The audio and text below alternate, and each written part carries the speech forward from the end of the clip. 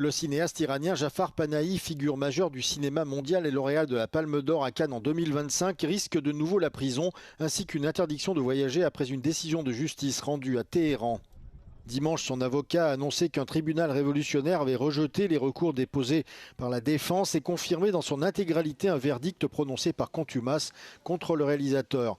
Dans cette décision initiale, Jafar Panahi avait été condamné à 1 an de prison pour propagande contre la République islamique d'Iran.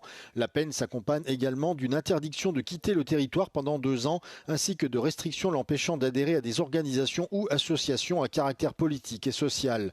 Selon les autorités iraniennes, plusieurs éléments ont motivé cette condamnation, notamment la réalisation d'un film clandestin critique à l'égard du pouvoir, son soutien aux prisonniers politiques, son appui au mouvement de contestation populaire et son soutien au slogan Femmes, vie, liberté, devenu l'emblème du mouvement de protestation né après la mort de Mahsa Amini en 2022.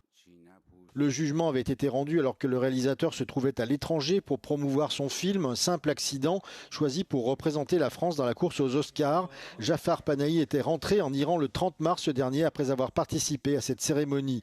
Son avocat précise que la décision peut encore être contestée devant la Cour d'appel provinciale de Téhéran dans un délai de 20 jours.